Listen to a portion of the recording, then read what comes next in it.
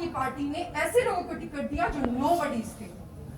इस बात का मुझे गर्व है। ऐसे लोग जो कि कतार की लाइन में पीछे खड़े रहते थे, क्योंकि मैंने बचपन से राजनीति देखी है। राजनीति में ऐसे लोगों के लिए कोई स्थान नहीं है, आम लोगों के लिए कोई स्थान नहीं है। जहां 10,000 रुपए तो भरना पड़ता है सिर्फ चुनाव लड़ने के लिए, हमने ऐसे लोगों को टिकट दिए जो कि 10,000 रुपए नहीं भर सकते थे। यही उद्देश्य था, ये देश बनने का उद्देश्य यही था। और इतना हल्का और इतना छिछला हो गया हमारा देश। वैसे लोगों को आपकी पार्टी ने जगह दी, वैसे लोगों को आपकी पार्टी ने चुनाव लड़ाया। इसको कहते हैं बदलाव। एक मशीन, पॉलिटिकल मशीन में करोड़ों रुपया भर के तमाशा करना, खबरें खरीदना, हर जगह छपना, 100 गाड़ियों से चलना, जिन पे केस है उनको टिकट देना, उनसे चुनाव लड़वाना, इसको नहीं कहते हैं बदलाव। और 2020 के बाद वही सारी बातें जो हमने कही, आपके महासचिव ने एक बार इंटरव्यू दिया, उसमें कहा कि हम एक नई राजनीतिक पीढ़ी का निर्माण करने वाले। वही लाइन उसके बाद मैंने तो हर पार्टी के लोगों में सुना कि हम नई राजनीतिक पीढ़ी का निर्माण करें। उन्हीं सारे पुराने घिसे पीटे तरीकों से नई राजनीतिक पार्टी का निर्माण करेंगे। और आज सब बदलाव की बातें करते हैं। रेपिस्ट, मर्डरर के चार्ज वाले लोगों से गले मिलते हैं, बंदूकधारियों के साथ घूमते हैं और बदलाव की बातें करते हैं। कोई भी पार्टी नहीं है जो जाति या धर्म के नाम पे लोगों को लड़ाते हैं और जुमलेबाजी करते हैं, आपस में रहेंगे, सामूहिक प्रयास करेंगे, and so on and so fourth. ये विरोधाभास हमारे अंदर है, ये विरोधाभास है। फिर भी जब आप लोगों के बीच में जाइएगा, अकेले जाइएगा, तो लोग सोचेंगे कि अच्छा आप नेता है। नेता का मतलब क्या होता है? इट्स अ शेम कि आज हम ये चर्चा कर रहे हैं उस देश में जिस देश का निर्माण ही नेताओं ने किया, असली नेताओं ने हमारे जैसे अनडिजर्विंग लोगों के लिए अपनी जान दी। क्यों? Why did they do it? सोचिए, जिनके बारे में आप किताबों में पढ़ा करते हैं, they were people, living beings like you and I। वो हमारे जैसे लोग थे जो एक किसी सपने और हम बेवकूफों के लिए मर गए, nothing less। क्योंकि हमें अपना देश अंग्रेजों से अच्छा बनाना था, अंग्रेजों के जैसा नहीं बनाना था। उन्होंने सपनों में भी नहीं सोचा होगा कि हमारे ही चमड़ी वाले लोग एक दिन हमारे इतने बड़े दुश्मन बन जाएंगे। आज तक हम बैठ के अंग्रेजों को गाली दिया करते हैं। ये विरोधाभास। और इस चीज को बदलना, ट्रांसफॉर्मेशन करना, इसको बदलाव कहते हैं। उसी तरीके की राजनीति को करते रहना, उसी मुद्दों को लेकर। क्या मुद्दे? पहले तो 2020 से पहले कोई मुद्दे ही नहीं होते। अभी मैं आ रही थी तो मैंने देखा नीतीश बाबू ने एक नया होर्डिंग लगाया है कि नीतीश कुमार मतलब रोजगार। अरे ये कब से हो गया भाई? मतलब नीतीश कुमार मतलब रोजगार कब से हो गया? आधे लोग जो गया जिले में थे आज नहीं है, क्योंकि कोई चेन्नई काम करने के लिए गया है, कोई मुंबई काम करने के लिए गया है। तो नीतीश कुमार मतलब रोजगार कैसे हो गया? और तब मुझसे भड़क के, मुझे पता है बेइंतहा मोहब्बत है नीतीश जैसे लोगों को, कभी मुझे भी हुआ करती थी। और जायज है, एक वक्त था जब उनकी जरूरत थी। ऐसा कहना बिल्कुल ही गलत है, बिल्कुल जुमलेबाजी। जैसे आजकल मैं देखती हूँ एक पार्टी के नए पार्टी के एक व्यक्ति हैं जो खुद को बड़ा अनुभवी कहा करते हैं, पता नहीं किस चीज का अनुभव है, वो किसी एक को एजेंडा बना के दिन भर उनको गाली देते रहते हैं। ऐसा नहीं करना। गाली तब देनी है जब उसका कोई मतलब, क्योंकि हम नफरत की वजह से राजनीति नहीं कर रहे हैं, किसी जाति से नफरत की वजह से या किसी धर्म से नफरत की वजह से राजनीति नहीं कर रहे। तो नीतीश जी का की एक वक्त जरूरत थी, जितनी उनकी कैपेसिटी थी, जितना उनका एक्सपोजर था, उसमें उन्होंने फिनोमिनल काम किया। तब जबकि हम वहां हुआ करते थे, जब लालू जी का वक्त था, उससे हम आगे बढ़े। उसी तरीके से लालू जी की भी एक दिन जरूरत थी, क्योंकि लालू जी भी हमें एक अंधकार से बाहर निकाल के लाए, बट वो खत्म हो गया। उन्होंने अपना बेस्ट दिया, जो वो कर सकते थे उन्होंने किया। अब आगे बढ़ने की जरूरत है, और आगे बढ़ना लिंग निर्धारित नहीं करेगा या जाति निर्धारित नहीं करेगी, वो किसी व्यक्ति की क्वालिटी निर्धारित करेगी।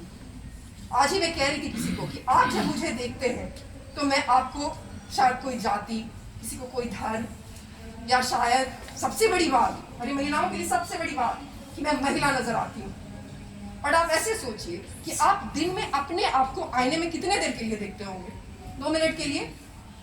बस उस 2 मिनट जब मैं आईने के सामने खड़ी रहती हूँ तब मुझे पता चलता है कि मैं महिला हूँ। नहीं तो बाकी सारे वक्त मैं वैसा ही सोचती हूँ जैसे आप सोचते हैं, वैसा ही करना चाहती हूँ जैसा आप करना चाहते हैं। और सबसे बड़ी आइडेंटिटी जो मेरी आज तक रही है, आज तक के बिहार के बाहर, वो बिहारी होने की रही है। यही आइडेंटिटी है। तो अब गुण के बेसिस पे डिसाइड होना चाहिए उस बिहार में कि कौन सी पार्टी आगे बढ़ेगी, ना कि बाहुबल के बेसिस पे। और उस ट्रांसफॉर्मेशन की जरूरत है जो आपके पार्टी ने शुरू की। जब मुझे पार्टी के कुछ लोग कहते हैं कि सामने वाले के पास जाते हैं तो लोग कहते हैं कि अब किस मुंह से जाएंगे? अरे आपसे तो बेहतर ही मुंह है। 30 साल में आप लोग किस मुंह से जाते रहे हैं? आपकी पार्टी के अधिकांश लोगों पे रेप और मर्डर के संगीन एक्यूजेशंस रहे हैं। आप किस मुंह से जाते रहे हैं? हमने तो अच्छे लोगों को टिकट दिया, अच्छे मुंह से जाएंगे। चुनाव का मतलब जीत नहीं है, चुनाव कोई जुआ नहीं है। दिवाली के वक्त में ऐसे होता है ना, जुआ खेलते हैं, वो क्या कहते हैं, चट मंगनी पट ब्याह, कि अरे आए हैं 1 महीने में बन जाएंगे, हो गया। सबसे पहले तो ये कहते हैं लोग चाणक्य। आजकल चाणक्य से बड़ा ऑब्सेशन है हम लोग के कंट्री को, जबकि कोई साक्ष्य भी नहीं है कि कोई चाणक्य और कौटिल्य एक आदमी थे, या वो चाणक्य या कौटिल्य थे जिन्होंने चंद्रगुप्त को बनाया था। मतलब चंद्रगुप्त का कम वैल्यू है और चाणक्य का बड़ा वैल्यू है, बिना किसी साक्ष्य के। चंद्रगुप्त के तो साक्ष्य है, चाणक्य के तो कोई साक्ष्य भी नहीं। चाणक्य राज्य नहीं चलाते। चुनाव जीतने के बाद क्या? चुनाव जिस दिन आप जीत गए उसके बाद क्या? और मेरी यही अनुरोध है सबसे कि स्मार्ट बनिए। राजनीति उस दिन नहीं खत्म होनी चाहिए जिस दिन की चुनाव जीत गए। राजनीति उस दिन से शुरू होती है। यहाँ पे चुनाव जीतने में जैसे IPL मैच में हंगामा होता है और हर चुनाव के बाद एक चाणक्य और एक अशोक बनते हैं। मतलब हमारे देश में इतने चाणक्य और अशोक हैं, फिर भी हमारे देश की हालत है, खास करके बिहार की। इस विरोधाभास को पहले हमें अपने अंदर से खत्म करना पड़ेगा। हर पार्टी में एक शेर है, ये भी पता होगा आपको। हर पार्टी में एक शेर बिहार है और एक शेर है, वो शेर जिनको उनका दम उनके कुत्तों की झुंड से मिलता है, दलालों से मिलता है। हमारी व्यवस्था को किस चीज ने बर्बाद किया है? दलालों ने। हर जगह दलाल है। आप कहीं भी चले जाइए, हॉस्पिटल में चले जाइए इलाज कराने, स्कूल में बच्चे का एडमिशन कराने, मंदिर चले जाइए, हर जगह दलाल है। इस दलाली व्यवस्था को खत्म करना ही ट्रांसफॉर्मेशन होगा। नए दलालों को पैदा करने से बदलाव नहीं होता। तो कुछ भी कह दीजिए, लेकिन ये नहीं कहिए कि कोई बदलाव करने के लिए आए। कुछ भी कह दीजिए, कुछ भी। यहाँ इन्हीं को देंगे, मन है, इन्हीं को देंगे, मन है, ये हमारे जाति के, हमारे धर्म के हैं, ये पुरुष हैं, इन्हीं को देंगे। बट ये मत करिए कि कहिए कि कोई बदलाव कर देंगे। ना ही कोई नए हैं, ना ही कोई बदलाव करेंगे। और अपने अंदर के मरे हुए खून को जिंदा करिए। ऐसा क्यों है? आप लोग तो सब यहाँ पे मर्द हैं, मैं ही महिला हूँ। ऐसा क्यों है कि मेरा ही खून खौलता है ये सब सुन के और आप लोगों का नहीं खौलता? It's a question that I want to ask. मेरी ज़बान इतनी तेज क्यों हो जाती है हर बार जबकि मैं यहाँ की हालत देखती हूँ और आके मुझसे ये पूछ रहे हैं कि आप कहाँ हैं? अरे आप कहाँ हैं? मुझे तो चुनाव में हरा दिया लोगों ने, उन्होंने अपना मैंडेट दे दिया और उनकी गलती नहीं है, ये मैंने बार बार बोला है। 2 महीने में चुनाव नहीं जीते जाते और हम किसी भ्रम में नहीं आए थे कि 2 महीने में जीत जाएंगे। हम अपने आप को लॉन्च करने आए थे और हमने बखूबी किया। ऐसा किया आज पूरा देश उस तरीके से अपने आप को लॉन्च कर रहा है, चाहे वो कोई बड़ी पॉलिटिकल पार्टी का व्यक्ति हो, कोई नौसिखिया हो, कोई बड़ा एक्टर हो, उसी तरीके से लॉन्च कर रहा है जैसे हमने लॉन्च किया। तो हमने द प्लूरल्स पार्टी ने वो काम बखूबी किया। अब आगे बढ़ने का वक्त है, अब हम सबको मिल के आगे बढ़ने का वक्त है। आप सब ये जो है ना महायान, कौन है महायान? मैं, आप सब महायान हैं। पिछले चुनाव में भी मैंने ये चीज कही थी, बाहर के लोगों से एनर्जी और कॉन्फिडेंस मत ड्रॉ करिए। मेरे पास तो कोई गद्दी नहीं और बहुत आसानी से आ सकती है। किसी के पास अगर थोड़ा भी दिमाग है, कोई अगर बिहार को जानता है, कोई अगर मेरे बैकग्राउंड को जानता है, तो ये बात बहुत अच्छे से समझ ले, और आज भी आ सकती है। लेकिन वो कॉन्फिडेंस अपने अंदर से लाइए। गद्दी से कॉन्फिडेंस कुत्तों को आता है, शेर अकेले चलता है। वो शेर बनिए। किसी बाहर वाले से किसी चुनावी फैसले, अरे चुनाव तो हिटलर भी जीतते थे। चुनाव के फैसले से कुछ नहीं होता, और हमारे चुनाव में जो फैसले आते हैं उससे सिर्फ ये बात और ज्यादा जाहिर होती है कि ट्रांसफॉर्मेशन की जरूरत है, अर्जेंट जरूरत है। और अपने राज्य में आने के लिए मुझे किसी से परमिशन नहीं चाहिए। जब मर्जी होगी आऊंगी, जब मर्जी होगी नहीं आऊंगी। मुझे किसी बाप की गद्दी नहीं मिली है, अपनी मर्जी से राजनीति की है।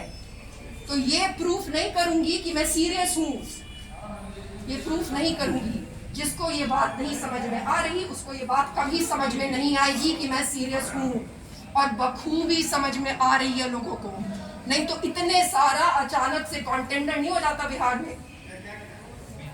एक चीज, बाकी सब चीज चलता है, क्योंकि देखिए अब होनोलुलु से और यूके से तो लोग नहीं आएंगे चुनाव लड़ने के लिए, यहीं के लोग होंगे। लेकिन दो चीज नहीं चलेगी मेरे साथ। कोई भी जो रेप का आरोपी है उसको टिकट नहीं मिलेगा। किसी ने अगर मर्डर किया है उसको टिकट नहीं मिलेगा। और इससे नहीं फर्क पड़ता कि वो जेल गया कि नहीं, क्योंकि हमारे यहाँ लोग किस तरीके से सबूतों को दबा लेते हैं ये मैंने बचपन से देखा है। सबको सब कुछ मालूम है, फिर भी सबूत नहीं मिलते। और इन लोगों के साथ स्टेज शेयर नहीं करूंगी, और जिसने किया वो बदलाव लाएगा। मतलब मजाक चल रहा है क्या? मुझे बहुत लोग नहीं चाहिए, पहले भी कहा था, आप लोगों ने सीरियसली नहीं लिया। मुझे बहुत लोग नहीं चाहिए। यहाँ पे तमाशा क्या कारण था? अरे करोड़ों का जो वो अखबार में था ऐड देने का क्या कारण था? इतना करोड़ों में तो गांव खरीद सकता था आदमी चुनाव जीतने के लिए। उसका ये कारण था कि आप सब तक पहुंचना। उसका ये कारण था कि बिहार का मुख्यमंत्री नहीं बनना था, बिहारियों का मुख्यमंत्री बनना था।